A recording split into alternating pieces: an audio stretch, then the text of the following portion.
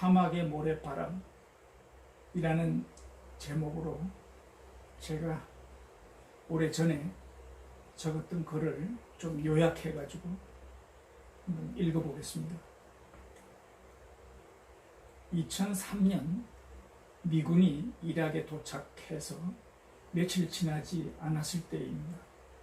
사막에는 모래바람이 불어 탱크도 사람도 모래폭풍에 갇혔습니다.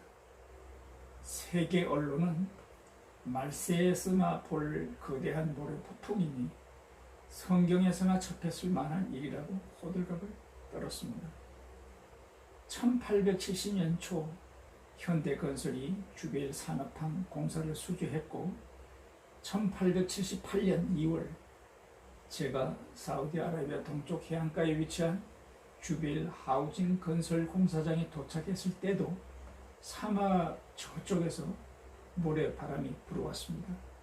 처음에는 밀가루 같은 모래가 바람에 날려 물결처럼 흘러다녔지만 시간이 지날수록 더 많은 모래가 하늘로 날아올라 천지는 온통 밀가루를 두텁게 뿌린 듯 했습니다.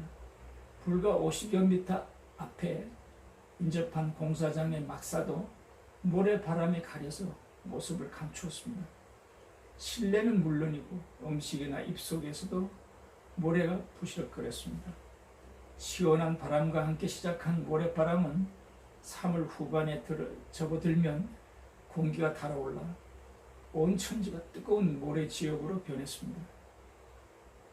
주베일에서는 여름에 가끔 바다 쪽에서 바람이 불어오면서 습기가 차는 날이 있었습니다.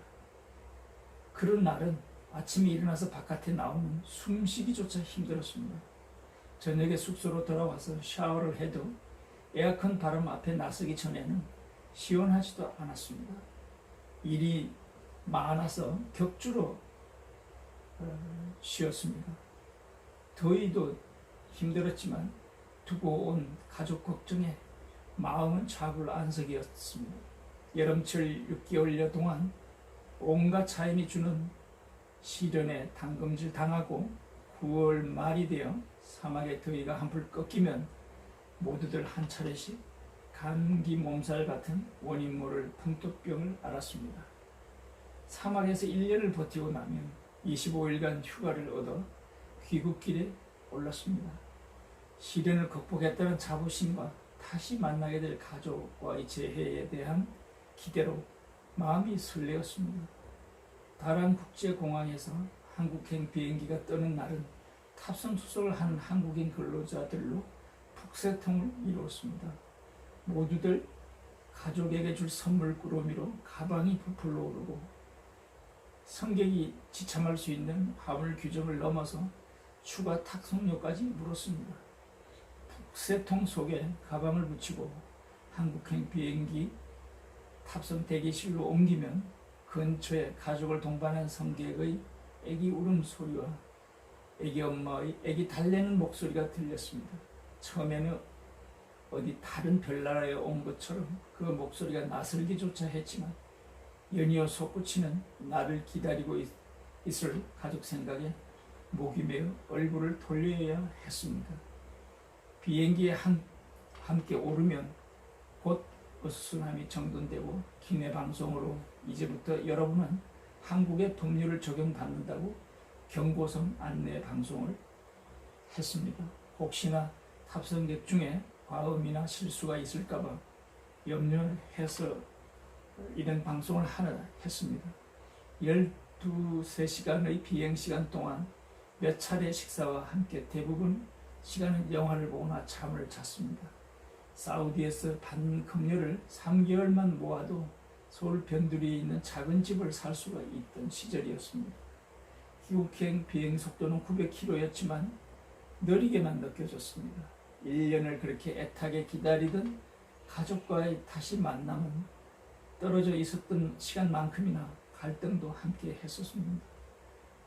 아내에게 돌아가면 무엇이든 다 해주겠다고 편지했지만 그동안 벌어온 돈은 이미 아내 수중에 있었고 만나서 부부간에 간단한 얘기 나누는 것 외에는 특별할 것이 없었습니다. 귀국 인사를 다니고 애들 데리고 놀러 가고 짧은 휴가는 금세 지나갔습니다. 당시의 아내가 제기했던 문제들에 대해 설명을 해도 의견 일치를 구할 수가 없었습니다. 나이 어린 애들을 두고 가는 것도 이만저만한 걱정거리가 아니었습니다. 애들을 시집에 맡기고 외출이 많다고 어머니가 걱정을 했습니다. 휴가 와서 무엇 하나 속 시원하게 해결된 것도 없이 어수선한 마음으로 다시 김포공항으로 나가 사우디로 돌아가는 비행기에 올랐습니다. 이제 바람같이 빠르게 흐르는 세월 속에 사막을 아주 떠난 지 벌써 36년이 흘렀습니다. 귀국 후 한국에서 간단 없이 이어졌던 명함의 교차 속에 그날의 간절한 희망도 꿈도 사라졌습니다. 마음의 깊은 상처는 세월의 흐름에 깎여 바람에 깎인 사막의 모래 알갱이처럼 작아졌다.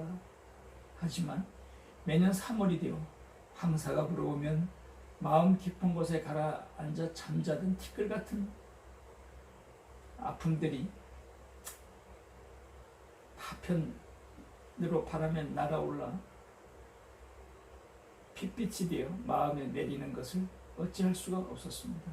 이제 노년의 나이에 고난을 딛고 불굴의 인내력으로 지나간 상처와 아픔을 다독이고 잠재우 내 삶이 다하기 전에 이 아픔의 사슬을 끊어버려야겠다.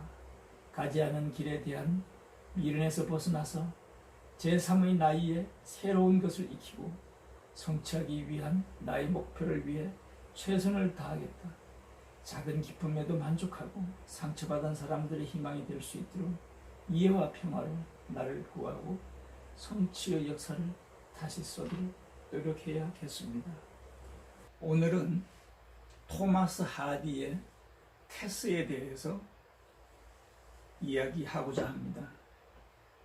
토마스 하디의 작품 더보빌가의 테스는 영문학 전공자들 사이에 인기 있는 논문 주제입니다.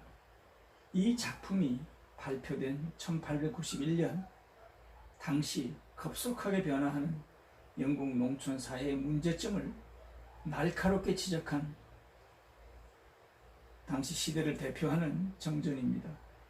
제가 이거를 쓰는데 서울대학교 출판문화원에서 발행한 김부원 교수님의 책 더보빌가의 테스와 그분의 학위 논문을 참조했습니다. 우리가 생활 영어와 영어 회화를 익히는데 시간을 빼앗겨서 영어 언어의 진수인 영문학 작품에 대해서는 미처 신경을 쓰지 못하고 있지 않나 해서 제가 이 글을 2회 나누어서 새로 개설한 유튜브 이퍼니 TV에 시험으로 올립니다. 이퍼니란 말은 영어 이피퍼니, 현현, 직관, 통찰을 축소해서 만들었습니다. 토마스 하디는 테스에서 당시의 성도덕에 관한 두 가지 비판을 시도하고 있습니다. 첫째, 남성과 여성에 차별적으로 적용되는 성도덕을 비판하며 둘째, 사회가 개인의 육체를 억압하고 정신만을 중시하는 당대의 전통적인 사회의 관습을 비판하고자 했습니다.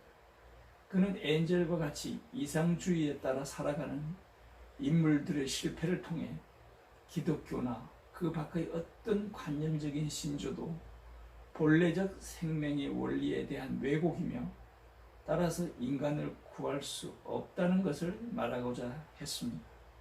이에 따르면 이 소설의 작가 토마스 하디는 테스가 내부의 본능을 억압하고 정신성만을 강조하는 이성 중심 사회의 볼모성 피해자이며 동시에 자연인으로 충실함으로써 통합적인 인격체로서 그 대안을 보여주고 있다고 하겠습니다. 테스는 당시 오랫동안 사람들을 억압해온 편협한 기독교의 이념과 이상주의만을 강조하는 사회통념에 대해 강력하게 이의를 제기하고 있는 것입니다. 주인공 테스가 불행한 최후를 맞는 운명의 단초가 되는 또 다른 한 축인 엔젤은 테스와 헤어져서 남아메리카로 떠납니다. 그곳에서 여러 어려움과 맞닥뜨리면서 고통 속에 심신이 쇠약해졌지요.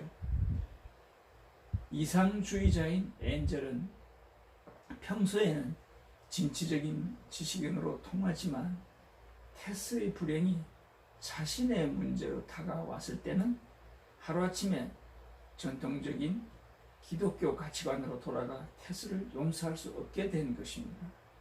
이 무렵에 테스는 비극의 중심으로 빠져들고 있었는데요. 당시 영국 농촌이 인간미가 살아있는 전통적인 농장에서 급속한 경제적인 발전을 향한 대규모 경제 규모를 갖춘 메마르고 기계화된 대형 기업형 농장으로 변화하고 있었습니다. 테스가 마지막으로 일한 농장이 바로 이런 대형 기업형 농장으로 효율을 중시하면서 종사자들에게 육체적인 고달픔과 정신적으로 피폐함을 주었습니다.